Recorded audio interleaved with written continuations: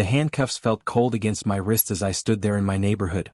The same neighborhood where I'd lived for 8 years, where I jogged every morning, where neighbors waved and knew my name. But today I was just another black woman who looked suspicious, walking through an affluent area. Which country are you listening from? Tell us in the comments below. My name is Diana Washington, and I never thought I'd be sharing this story. For the past 15 years, I've dedicated my life to justice.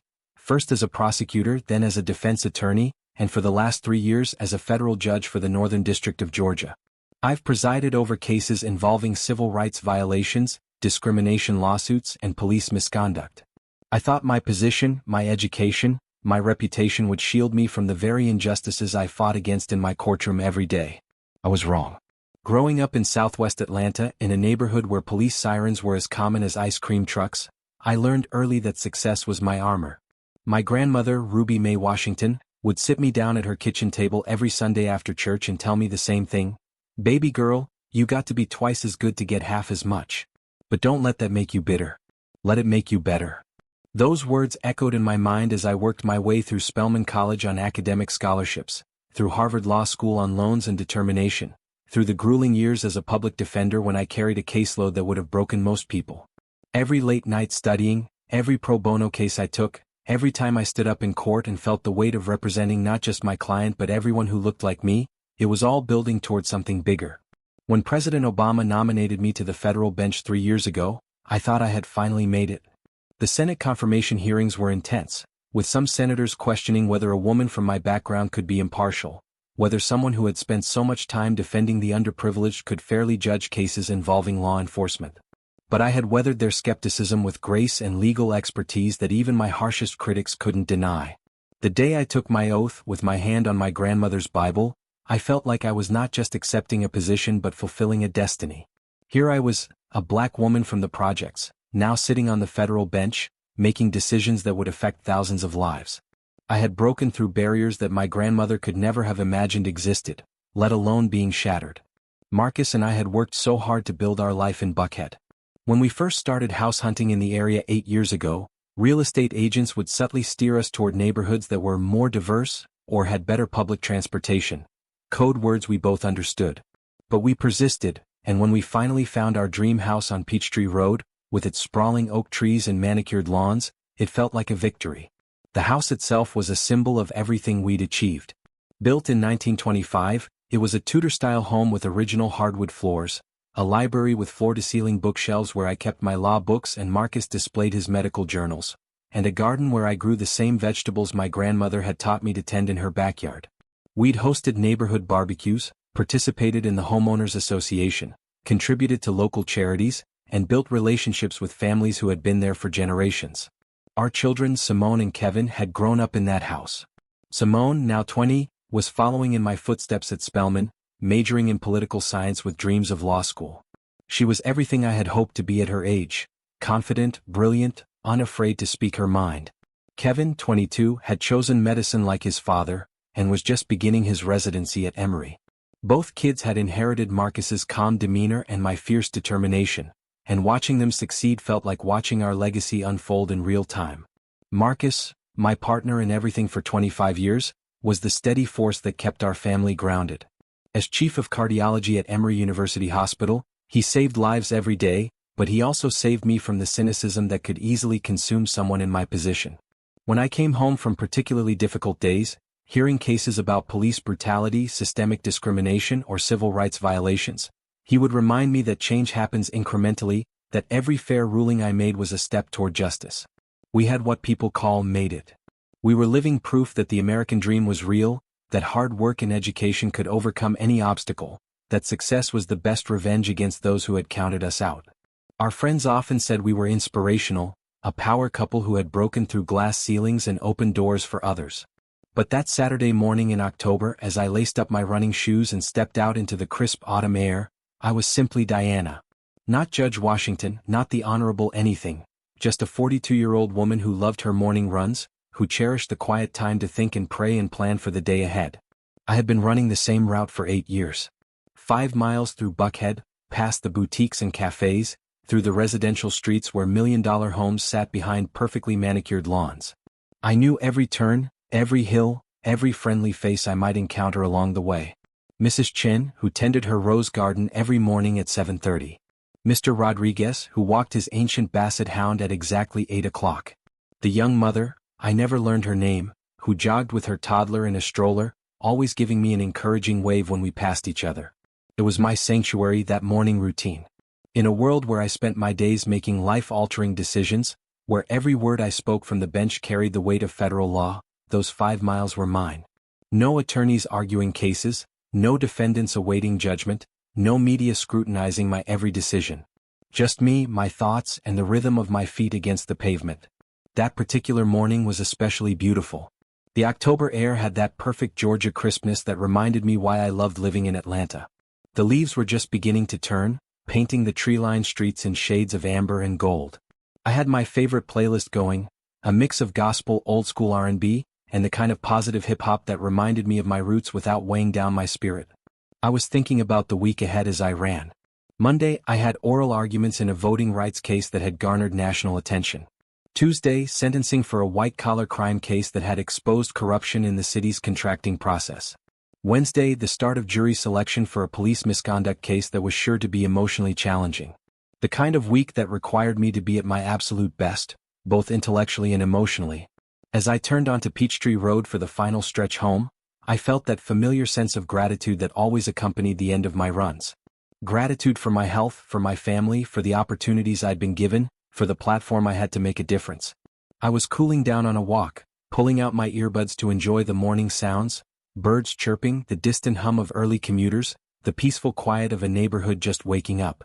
I was 3 houses away from my own driveway when my perfect morning shattered. I heard the car before I saw it, the low rumble of an engine slowing down behind me. At first I didn't think much of it. Maybe someone looking for an address, or a neighbor I hadn't met yet heading out for an early morning errand. But something in my peripheral vision made me glance back, and my stomach immediately dropped. A black and white patrol car was creeping along the curb, matching my walking pace exactly. The officer inside was clearly focused on me, and even from a distance I could see the intensity of his stare. It was the kind of look I'd seen too many times in my courtroom, the look that said guilt was already presumed. I kept walking, my legal training kicking in automatically. Stay calm. Don't give them any reason to escalate. Document everything you can remember. The time was approximately 8:47 a.m. The weather was clear, around 65 degrees. I was wearing my Georgia Tech sweatshirt, the one Simone had given me for my birthday, black running leggings and my well-worn New Balance sneakers. My hair was pulled back in a simple ponytail, and I was carrying nothing except my phone and house key in my pocket. The car door slammed behind me with the kind of authority that makes your heart skip a beat. I'd heard that sound thousands of times in my life, as a child in my grandmother's neighborhood, as a young attorney racing to crime scenes, as a judge reviewing dash cam footage in my courtroom. But hearing it directed at me in my own neighborhood felt different. It felt personal and threatening in a way I'd never experienced before. "Excuse me, miss?" The voice was sharp, carrying the kind of authority that expected immediate compliance. I turned around slowly, keeping my hands visible, drawing on years of coaching my own children about how to interact with police officers. The officer walking toward me was young, probably late 20s, with the kind of swagger that suggested he was still proving himself. He was white, average height, with short-cropped blonde hair and pale blue eyes that seemed to look right through me. His hand rested casually near his service weapon, a gesture that might have seemed routine to him but felt threatening to me. His nameplate read, Patterson, and something about his demeanor reminded me of the young prosecutors I'd worked with early in my career.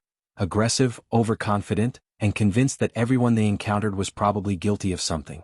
"Yes, officer?" I said, keeping my voice calm and respectful. Years of legal training had taught me to never show fear, never give them any ammunition to use against you later. "I need to see some identification." He stopped about 6 feet away from me, his stance wide and intimidating. His eyes scanned me from head to toe, taking in my workout clothes, my natural hair, my dark skin, and clearly finding all of it suspicious. "May I ask why?" The question came naturally. In my courtroom, I demanded that law enforcement follow proper procedures, explain their reasoning and justify their actions with facts and evidence. I expected the same courtesy on the street where I lived. His eyes narrowed and I could see irritation flash across his face. Clearly he wasn't used to being questioned, especially not by someone who looked like me. "We've had reports of suspicious activity in this neighborhood," he said, his tone becoming more aggressive. "Someone matching your description was seen looking into car windows, possibly causing vehicles for theft." The words hit me like a physical blow. Someone matching my description. A black woman in workout clothes walking through her own neighborhood. That was suspicious enough to warrant a police response. That was threatening enough to justify stopping someone who was clearly just finishing an exercise routine. I felt a familiar burn in my chest. The same feeling I'd had in law school when professors questioned whether I really belonged there, the same feeling I'd had during my confirmation hearings when senators implied that someone with my background couldn't be trusted with federal authority. It was the feeling of being judged not by my actions or my character, but by the color of my skin and whatever assumptions that triggered in other people's minds. "Officer, I live here," I said, pointing toward my house just 2 blocks away. The blue Tudor with the perfectly maintained garden, the house where I'd hosted Christmas parties for the neighborhood, where I'd coordinated fundraisers for local schools, where I'd lived peacefully for 8 years. I was just finishing my morning run. "That's what they all say," he replied, his tone dripping with skepticism. The dismissiveness in his voice was infuriating. "They all say." As if every black person he'd ever stopped had been lying, as if the very act of claiming to belong somewhere was itself suspicious when it came from someone who looked like me. "I'm going to need to see some ID," he continued, "and I need you to put your hands where I can see them." My heart started racing, but not from the run. This was happening. This was really happening to me, a federal judge, in broad daylight in my own neighborhood. I thought about all the cases I'd heard, all the stories of traffic stops gone wrong, all the families who'd sat in my courtroom seeking justice for loved ones who didn't make it home from encounters that started exactly like this one. "My ID is in my house," I said slowly, clearly. "I don't carry a wallet when I run." It was true. Like most runners, I traveled light, just my phone, my key, and maybe a credit card if I planned to stop for coffee. But I could see in Officer Patterson's eyes that he interpreted my lack of identification as further evidence of wrongdoing, another mark against me in whatever mental checklist he was running. "Ma'am, I need you to step over to the patrol car." His voice was getting harder, more aggressive. I noticed movement in my peripheral vision and realized that neighbors had started to emerge from their houses, drawn by the unusual sight of a police car in our quiet residential area. Mrs. Patterson from across the street, no relation to the officer as far as I knew, stood on her front porch in her bathrobe, coffee mug in hand, watching the scene unfold with obvious concern. She was the neighbor who always waved when I got my mail, who had brought us a casserole when Marcus had the flu last winter, who knew exactly who I was and where I belonged. The Hendersons from 2 houses down had come out onto their lawn, their golden retriever Bailey dancing around their feet. I had helped them find Bailey when he got loose last spring, spending an hour walking through the neighborhood calling his name until we found him playing in the creek behind the elementary school. They knew me. They knew I belonged here.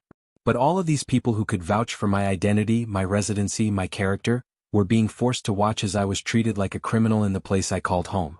"Officer, I understand you're doing your job," I said, trying to maintain some semblance of dignity in an increasingly undignified situation.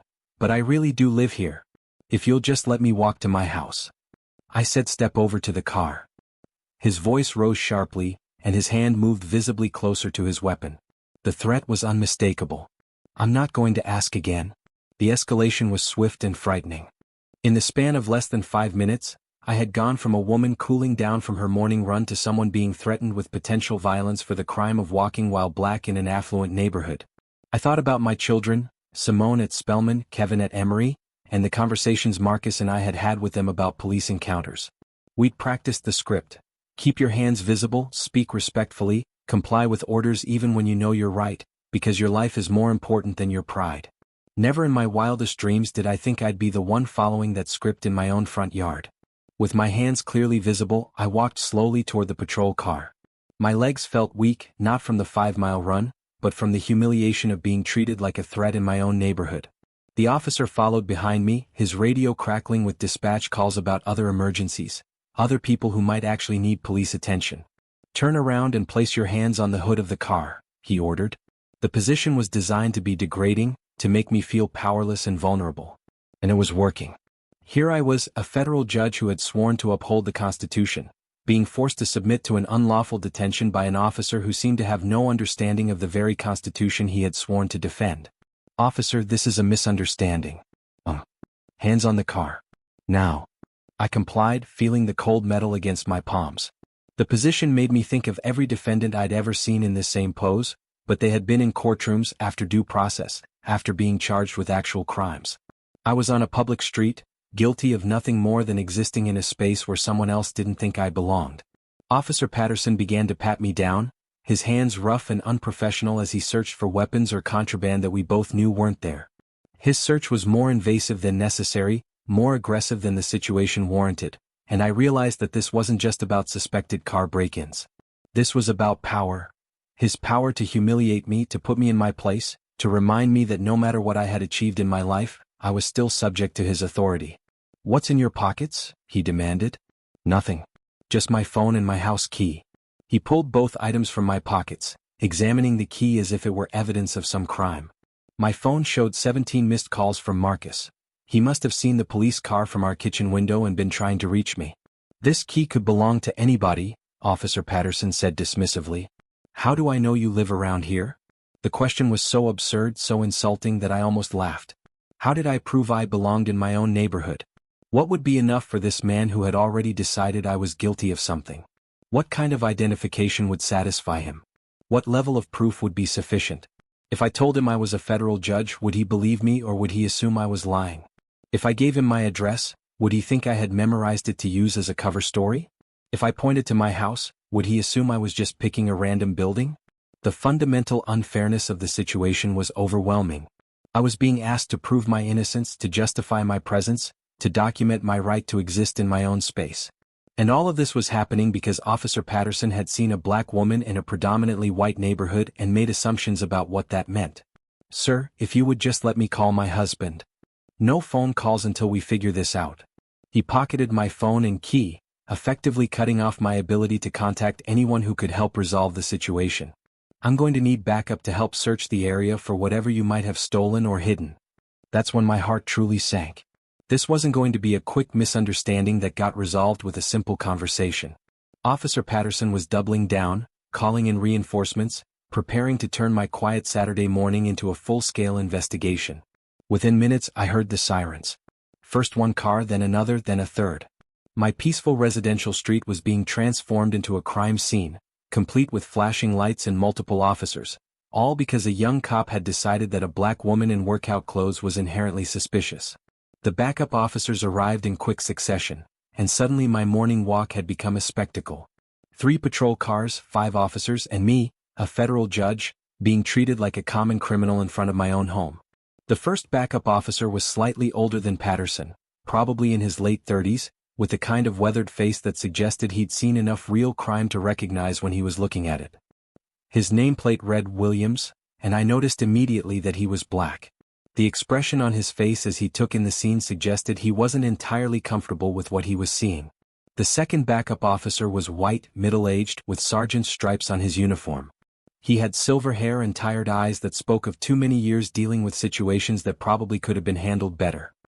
His nameplate read Thompson, and he approached the scene with the cautious air of someone who knew that whatever was happening here had the potential to become a much bigger problem. Officer Williams approached Patterson first, speaking in low tones that I couldn't quite hear. But I could see the body language, Williams asking questions, Patterson getting defensive, Thompson observing it all with growing concern. "Patterson, what do we have here?" Williams asked, his voice carrying a note of skepticism that gave me hope.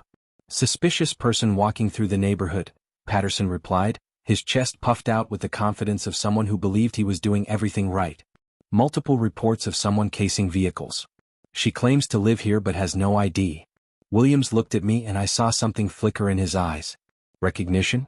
Doubt about his colleagues' actions? Professional concern about the way this stop was being conducted? I couldn't be sure, but for the first time since this ordeal began, I felt like someone might actually listen to what I had to say. "Ma'am, what's your name?" Williams asked quietly, his tone respectful in a way that stood in sharp contrast to Patterson's aggressive approach. This was my moment. I could continue to try to handle this quietly, hope that reason would prevail, maybe avoid making this into a bigger incident than it already was. Or I could tell them exactly who they were dealing with and let the chips fall where they may. I chose the truth. "Judge Diana Washington," I said, my voice steady despite the chaos around me. "I'm a federal judge for the Northern District of Georgia, and I live at 1247 Peachtree Road. The house with the blue shutters right there?" I pointed to my home, visible just 2 blocks away, where I could see Marcus standing in our front yard, clearly debating whether to come down the street or call our attorney first. Officer Patterson scoffed audibly. Right. And I'm the governor of Georgia. His dismissive response was telling. Even when presented with a specific verifiable claim about my identity, his first instinct was to assume I was lying. But Officer Williams's expression changed completely. His eyes widened and he took a step back, suddenly seeing me not as a suspect but as someone he recognized. Judge Washington? Williams said, his voice filled with what sounded like horror. From the federal courthouse downtown? Yes, I said simply. The shift in energy was immediate and dramatic. Officer Williams looked mortified, Sergeant Thompson looked like he was calculating the political ramifications of what was happening, and Officer Patterson looked confused, then angry, then deeply worried. Judge Washington, Williams continued, his voice now filled with professional respect, I am so sorry. I've appeared in your courtroom. You presided over the Morrison civil rights case last year. He was right. The Morrison case had been a landmark civil rights lawsuit involving a black family whose son had been killed during a traffic stop not unlike this one. I had awarded the family $2.3 million in damages and had written a scathing opinion about the need for better police training and accountability. Officer Williams had been one of the witnesses who testified about department procedures, and he had struck me as one of the good ones, professional, honest, genuinely committed to serving his community. The irony was not lost on me that he was now witnessing me being subjected to the very kind of treatment that had led to the Morrison case in the first place. Officer Williams immediately moved to remove my handcuffs, his hands shaking slightly as he fumbled with the keys. Judge Washington, I sincerely apologize for this incident. This should never have happened. But Officer Patterson wasn't ready to back down. Even faced with the reality of who I was, his ego and his certainty about his own actions seemed to prevent him from acknowledging the magnitude of his mistake. How do we know she's really a judge? He said, his voice still carrying that stubborn defiance that had gotten him into this situation in the first place. Anyone can claim to be anything. I still need to verify her identity before. Officer Williams stared at him in disbelief. Patterson, I've worked cases that have come before Judge Washington. She's been in the Atlanta Journal-Constitution, in the legal journals, in the ABA magazine. She's one of the most respected federal judges in the Southeast. Sergeant Thompson was already on his radio, and I could hear him requesting a supervisor. This situation was escalating beyond anything any of them had been prepared to handle. I still think we need to verify, Patterson began again. No, I said firmly, finding my voice and my authority again. The handcuffs were off, but the violation I had experienced was far from over. You don't need to verify anything. You need to explain to me why I was stopped, handcuffed, and humiliated in my own neighborhood for the crime of walking while black. The words hung in the air like smoke. Officer Patterson's face went pale as the reality of the situation began to sink in. He just subjected a federal judge to an unlawful detention based on nothing more than racial profiling. His career was probably over and he was just beginning to understand that. Officer Williams was shaking his head, muttering something under his breath that sounded like prayers or curses. I couldn't tell which. Sergeant Thompson looked like a man who had just realized his day had gone from routine to catastrophic in the span of 5 minutes. Judge Washington, Thompson said, approaching with obvious deference, I'm Sergeant Thompson and I am deeply, deeply sorry for this incident. Can you tell me exactly what happened here? As I recounted the events, the initial stop, the aggressive questioning, the handcuffs, the search, I watched Officer Patterson shrink smaller and smaller. His initial confidence had evaporated, replaced by the dawning realization that he had potentially destroyed his career before it had really begun. But more than that, I could see him beginning to understand the deeper implications of what he had done. This wasn't just about stopping the wrong person or making a procedural error. This was about the fundamental assumptions he had made about who belonged where, about who deserved respect and who deserved suspicion. Judge, I need to ask, Sergeant Thompson said carefully, do you plan to file a formal complaint? The question hung between us like a sword. I looked around at the scene, the 3 patrol cars with their flashing lights, the neighbors still watching from their porches and front yards, the young officer who had treated me like a criminal just minutes before but was now facing the consequences of his actions. In my years on the bench, I had seen countless cases of police misconduct. I had awarded millions of dollars in damages to families whose loved ones had been killed or injured by officers who abused their power. I had sent bad cops to prison and had written opinions that had changed department policies across the region. But I had also worked with good officers. Men and women who understood that the badge came with responsibility, not just authority. Officers who saw the community as their partners, not their enemies. People like Officer Williams who had the courage to speak up when they saw something wrong. "Sergeant," I said, choosing my words carefully, "in my 15 years practicing law and 3 years on the federal bench, I have seen what happens when police officers let their biases override their training. I have watched families destroyed by officers who abuse their power. I have sent bad cops to prison and awarded millions of dollars in damages to their victims." Officer Patterson was visibly sweating now, and I could see him calculating the potential consequences of his actions. "But more than that," I continued, "I have also worked with good officers. Men and women who understand that the badge comes with responsibility, not just authority. Officers who see the community as their partners, not their enemies." I turned to face Officer Patterson directly. "The question isn't whether I'll file a complaint. The question is what you've learned from this experience, and what you're going to do differently going forward." The young officer opened his mouth, then closed it. I could see him struggling with whether to defend his actions or acknowledge his mistake. His training was probably telling him to stick to his story, to insist that he had followed proper procedures. But the evidence of his error was standing right in front of him. "Judge Washington," he finally said, his voice much quieter than it had been when he was ordering me around, I was following protocol for suspicious person calls." "No," I said firmly. "You were following your own biases. Tell me, Officer Patterson, what exactly was suspicious about a woman in workout clothes walking through a residential neighborhood at 10 o'clock on a Saturday morning?" He had no answer because there was no good answer. We both knew what had been suspicious to him, and it had nothing to do with my behavior or my actions. "Was it suspicious that I was black?" I pressed. "Was it suspicious that I was in an affluent neighborhood? Was it suspicious that I had the audacity to exist in a space you didn't think I belonged in?" Officer Williams and Sergeant Thompson exchanged glances. They knew I was right. They'd probably seen this same scenario play out countless times with other officers, in other neighborhoods, with other black people who had the misfortune of being in the wrong place at the wrong time. "Furthermore," I continued, drawing on my legal training and my experience as a judge, "you violated my Fourth Amendment rights by detaining me without reasonable suspicion of criminal activity. You conducted an unlawful search when you patted me down without consent or probable cause.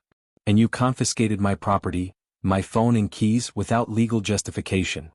The constitutional law lesson was clearly making all three officers uncomfortable.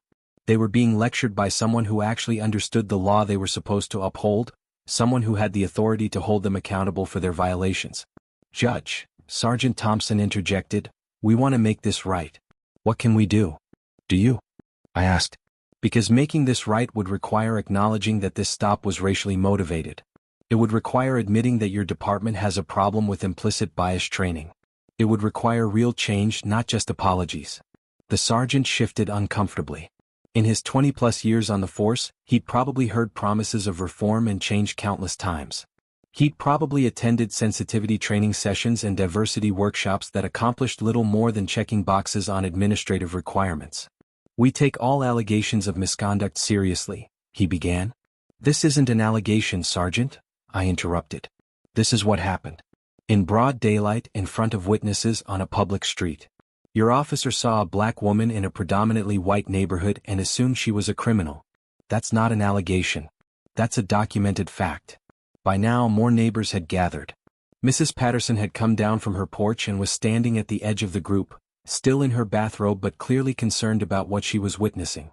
The Hendersons had brought Bailey over, and the golden retriever was sitting patiently beside them, probably confused about why his morning walk had turned into a neighborhood gathering.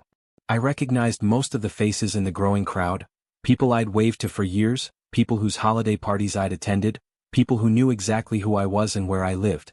They were watching their neighbor, their federal judge neighbor, being forced to justify her presence in her own community. Mrs. Patterson approached the group first, her voice carrying the authority that came with being a longtime resident and a white woman of a certain age. "Excuse me, officers," she said, her tone polite but firm, "but Judge Washington lives right there in the blue house. She runs through the neighborhood every morning. I've lived here for 37 years, and I can tell you that this lady has been nothing but a wonderful neighbor. What exactly is going on here?" Her words carried weight precisely because she was white, elderly, and clearly a long-time resident. It shouldn't have mattered more than my own statements, but I knew it did. In situations like this, validation from white neighbors could be the difference between being believed and being dismissed. Sergeant Thompson looked increasingly mortified. "Ma'am, there was a misunderstanding." "A misunderstanding?" Mrs. Patterson's voice rose, and I could hear genuine anger in it. "I've been watching from my window. I saw you handcuff her. Judge Washington, who has lived here for 8 years, who helped organize our neighborhood watch program, who brought us all flowers when my husband was in the hospital last year. What kind of misunderstanding requires handcuffs?" Other neighbors began speaking up, each adding their voice to what was becoming a chorus of support. The Hendersons confirmed my identity and my residency. A younger couple I didn't know well mentioned that they'd seen me running in the neighborhood countless times. Even teenagers who lived down the street spoke up about seeing me walking my grandmother when she visited from her assisted living facility. It was simultaneously vindicating and heartbreaking. I shouldn't have needed character witnesses to prove I belonged in my own neighborhood. I shouldn't have required a chorus of white voices to validate my right to exist in the space where I lived and paid taxes and contributed to the community. But Officer Patterson still wasn't entirely convinced he'd done anything wrong. Even faced with overwhelming evidence that he had made a mistake, his ego seemed to prevent him from fully acknowledging the scope of his error. "Look," he said, his defensive tone suggesting he felt like he was being unfairly attacked. "We had a call about suspicious activity. I responded appropriately to the information I had." "What information?" I asked sharply. "What specific information did you have that justified stopping me?" He hesitated, and I could see him realizing that his answer was going to reveal the weakness of his justification. The caller said, "They said there was a black female looking into car windows on Peachtree Road." "And where was I when you stopped me?" "You were walking on the sidewalk." "Walking on the sidewalk in workout clothes, clearly cooling down from a run. Not looking into car windows. Not carrying any stolen property. Not running from anything. Just walking."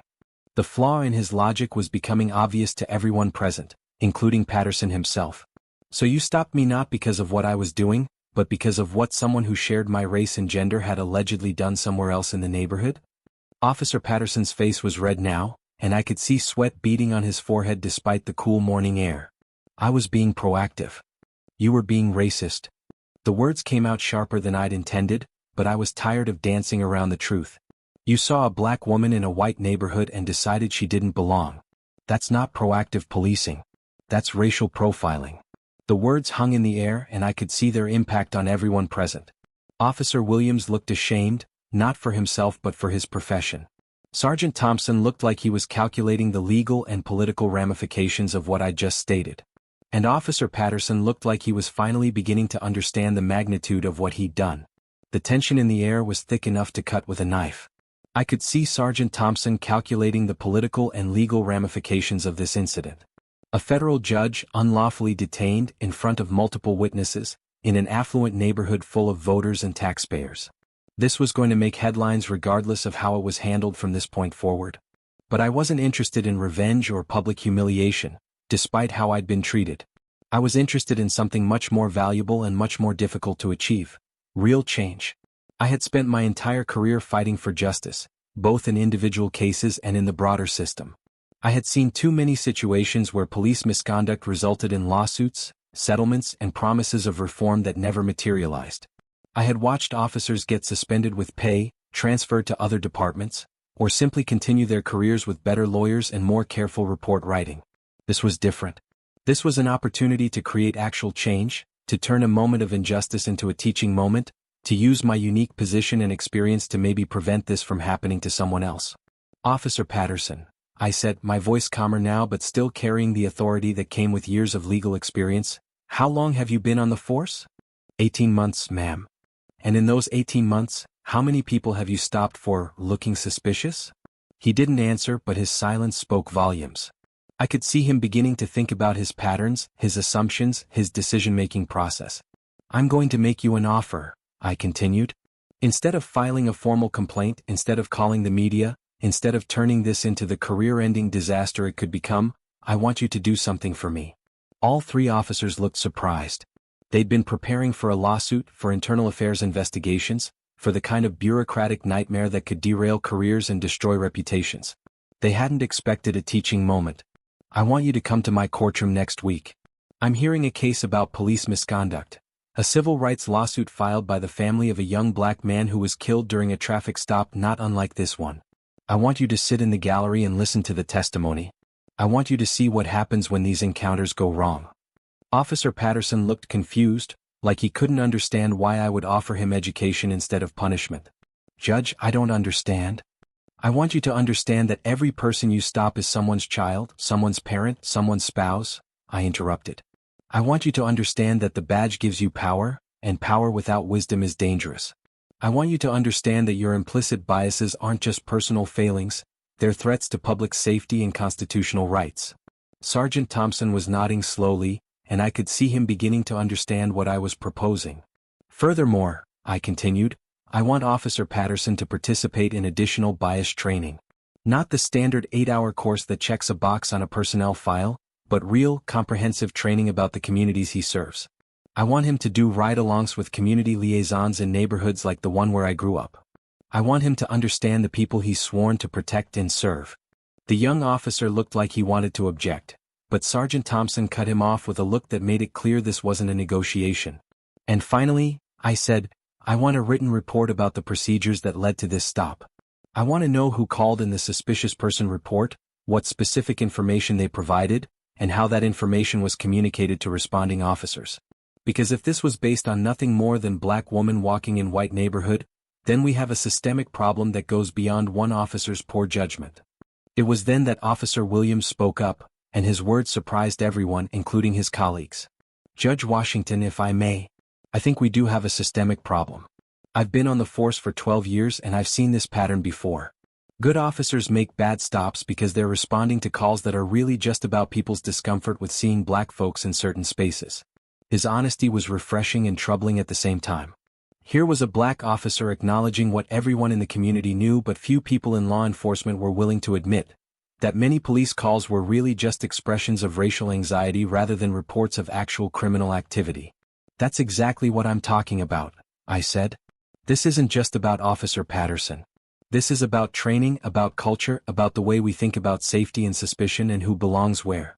Sergeant Thompson was taking notes now, and I could see him trying to figure out how to turn this crisis into an opportunity for real improvement. Judge Washington, he said, would you be willing to work with us on developing better training protocols? Your perspective would be invaluable. It wasn't what I'd expected when I woke up that morning, but it felt right. Throughout my career, I had always believed that the law was most powerful when it was used to educate and reform, not just to punish. I'd be honored to help, I said. But I want real commitment to change, not just public relations damage control. You have my word, the sergeant said, and something in his tone made me believe he meant it. Officer Patterson finally spoke up again, and this time his voice was different. Quieter, less defensive, more genuinely uncertain.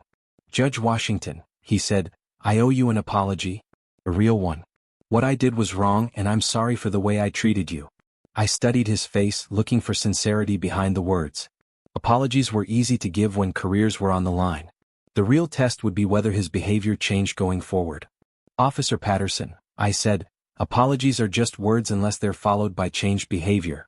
The question is whether you're genuinely sorry for what you did, or just sorry you got caught doing it to someone who could cause you problems.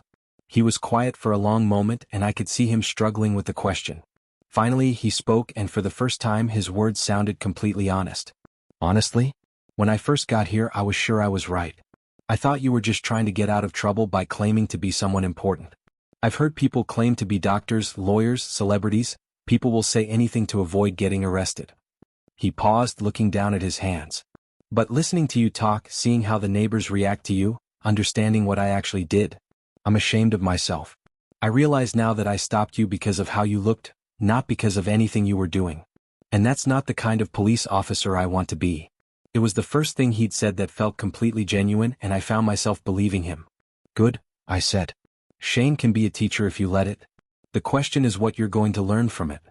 The crowd of neighbors had grown larger, and I could see phones recording parts of our conversation.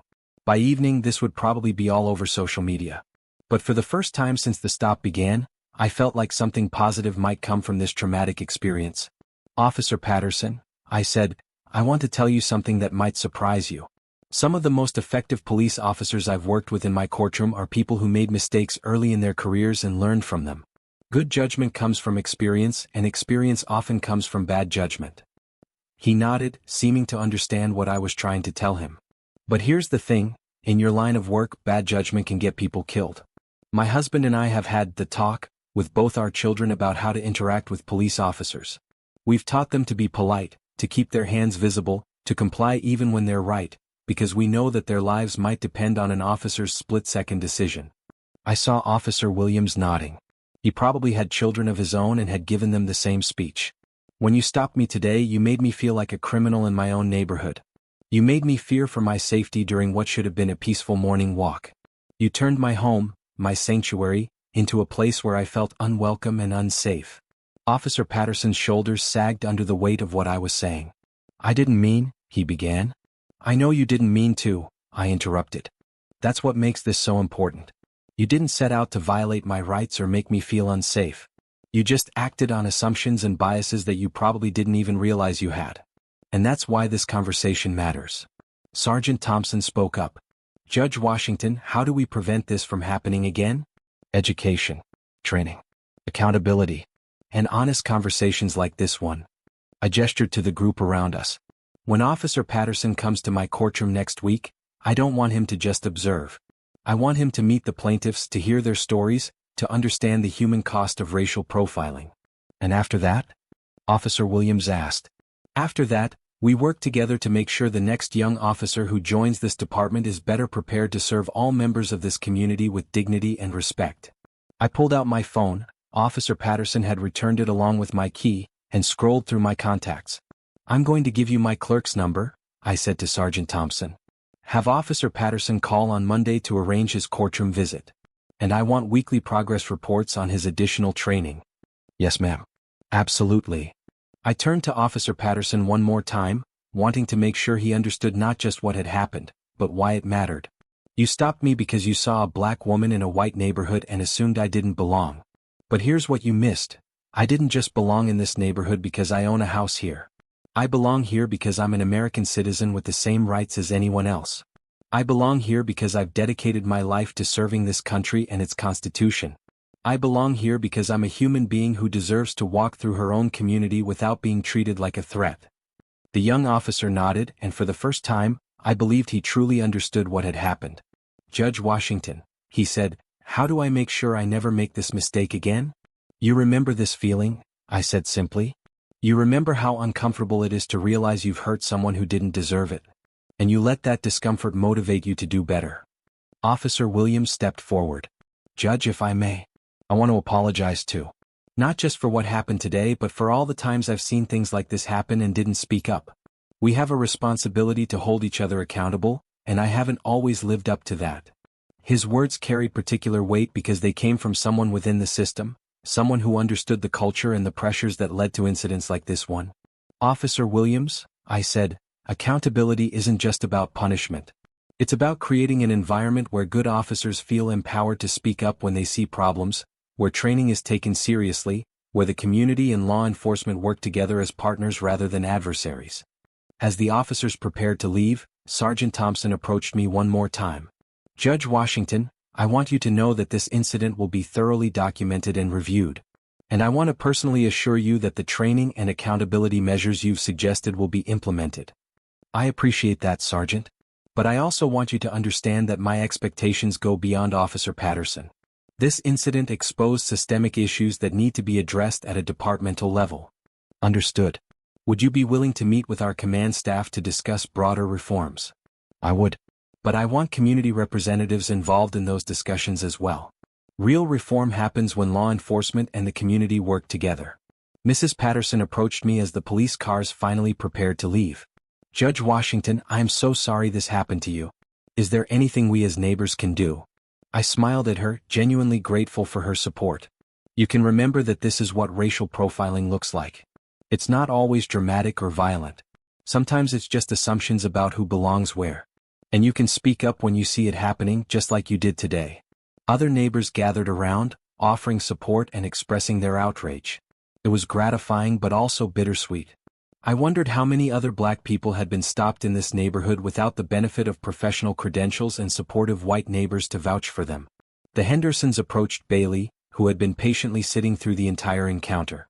"Judge Washington," Mr. Henderson said, "we've always been proud to have you as a neighbor, but today we're ashamed of how you were treated. Please know that you have our full support." Their words meant more than they probably realized. In moments like this, when your faith in humanity gets shaken, it's the ordinary kindness of good people that helps restore it. As the patrol cars finally drove away, I stood on the sidewalk for a moment, collecting my thoughts. My peaceful Saturday morning run had turned into an impromptu civil rights lesson, but maybe that was fitting. After all, the fight for equality had never been convenient or comfortable. I walked the final block to my house, where Marcus was waiting on the front porch with 2 cups of coffee and the worried expression of a man who had just watched his wife be handcuffed by police officers. He wrapped me in a hug without saying a word, and for a moment, I allowed myself to feel the full emotional impact of what had just happened. In his arms, I wasn't Judge Washington or a federal appointee or a symbol of success. I was just Diana, a woman who had been frightened and humiliated and who needed the comfort of someone who loved her. "You okay?" he asked quietly. "I will be," I said. "And hopefully so will Officer Patterson." Marcus pulled back to look at me. Only you would turn something like this into a teaching moment. What else was I supposed to do? File a lawsuit and move on? Let him get fired and pretend that solves the problem? We both know there are 100 other Officer Pattersons out there who need the same education. I know. I'm proud of you. But I'm also angry as hell that you had to go through this. So am I. But if my going through it prevents someone else from experiencing something worse, then maybe it was worth it. We sat on our front porch, drinking coffee and watching the neighborhood return to its normal Saturday morning routine. Children riding bikes, people walking dogs, families loading up cars for weekend activities. It looked peaceful and idyllic, just like it had when I left for my run 2 hours earlier. But something had changed. Not just for me but for everyone who had witnessed what happened. The illusion that success in education and professional status could completely protect someone from racial profiling had been shattered. The comfortable assumption that those things don't happen here had been proven false. Yet there was also hope. In Officer Patterson's willingness to learn, in Officer Williams's honesty about systemic problems, in Sergeant Thompson's commitment to reform. In neighbors who spoke up when they saw injustice, in a community that rallied around one of its own when she needed support. Change is slow and difficult, but it's possible. And sometimes it starts with one uncomfortable conversation on a Saturday morning, with one young officer who makes a mistake and gets the chance to learn from it, with one federal judge who chooses education over litigation. That evening, I sat in my study thinking about the events of the day. In the span of 2 hours, I had been transformed from a federal judge to a suspicious person and back again. The only thing that changed was other people's perception of who I was, not who I actually was. I thought about my grandmother, Ruby May, who had passed away 5 years earlier but whose voice I still heard in moments like this. She would have been furious about what happened to me, but she also would have been proud of how I handled it. She had always taught me that dignity was something no one could take away from you, you could only give it away. I thought about all the times I'd heard similar stories, from friends, from colleagues, from plaintiffs in my courtroom. How many people had been stopped, searched, or worse, simply for existing in spaces where others didn't expect to see them? How many had been treated as threats instead of as human beings deserving of dignity and respect? But I also thought about the transformation I had witnessed in Officer Patterson. The journey from defensive aggression to genuine remorse, from certainty about his own righteousness to shame about his actions, from dismissive arrogance to humble willingness to learn. That kind of change doesn't happen often, but when it does, it offers hope for broader transformation. The next week, Officer Patterson did come to my courtroom. He sat through 3 days of testimony about police misconduct, about families destroyed by racial profiling, about the long-term trauma that comes from being treated as less than human. I watched him take notes, saw him wipe his eyes during particularly emotional testimony, and noticed him talking quietly with civil rights attorneys during breaks. On the 3rd day he approached me during a recess. "Judge Washington," he said, "I need to thank you." "For what?" "For giving me a chance to learn instead of just destroying my career. I know you could have ruined me and I would have deserved it. But you chose to educate me instead, and I want you to know that it's changed everything about how I see my job." 6 months later, he was one of the most requested officers for community engagement events. He had completed additional training, done ride-alongs in underserved communities, and become an advocate for bias training within his own department. He even spoke at a national conference about his experience, about how one encounter changed his entire approach to policing. I'm not naive enough to think that every story like this has a happy ending. Too many of them end with tragedy, with families mourning loved ones who should still be alive. But I believe that change happens one person at a time, one encounter at a time, one honest conversation at a time. A year later, the department implemented new training protocols based on our recommendations. Officer Williams was promoted to sergeant and put in charge of community relations. Sergeant Thompson worked with local civil rights organizations to develop ongoing dialogue between law enforcement and community leaders. Most importantly, the number of complaints about racial profiling in traffic stops decreased significantly. Not because people stopped calling them in, but because they were happening less frequently. None of this erases what happened to me that Saturday morning. Nothing can give me back the sense of safety and belonging I felt before I was handcuffed in my own neighborhood. The trauma of that experience will always be with me, a reminder that no amount of education or professional success can completely shield a black person from racism in America. But what came after, the education, the dialogue, the systemic changes, that gives the experience meaning beyond my personal pain. The morning I was stopped in my own neighborhood, I was reminded that justice isn't just about punishment, it's about transformation. It's about taking moments of injustice and using them to create something better, something more fair, something more human. I could have responded with anger, and I would have been justified. I could have responded with legal action, and I would have won. Instead, I chose to respond with education, with an opportunity for growth, with hope for change. That doesn't mean my approach is the only right one, or that every person should have to turn their traumatic experiences into teaching moments. The burden of education shouldn't always fall on the victims of injustice. But for me, in that moment, it felt like the most powerful thing I could do. They saw a black woman walking and assumed I was a threat. I showed them the power of dialogue, the strength of dignity, and the possibility of transformation. Sometimes the most revolutionary act is not the one that tears down, but the one that builds up, even in the face of injustice. Because at the end of the day, we all belong here. In this neighborhood, in this country, in this world. And until everyone understands that fundamental truth, those of us who do understand it have work to do. The badge, the gavel, the title, none of those things made me worthy of respect that Saturday morning. My humanity did. And recognizing the humanity in others, even when they fail to recognize ours, might just be the key to the change we all need to see. My grandmother used to say that you can't fight darkness with more darkness. You can only fight it with light. That Saturday morning, Officer Patterson brought darkness into my peaceful world. But together we found a way to create light from that darkness. And that light is still shining, in every officer who thinks twice before making assumptions, in every training session that challenges biases, in every community conversation that builds bridges instead of walls. Change is possible. Justice is achievable. But only if we're willing to do the hard work of seeing each other's humanity, even in our darkest moments. That's the lesson I learned from being handcuffed in my own neighborhood. Not that the system is broken beyond repair, but that it can be fixed. One honest conversation, one transformed heart, one moment of understanding at a time.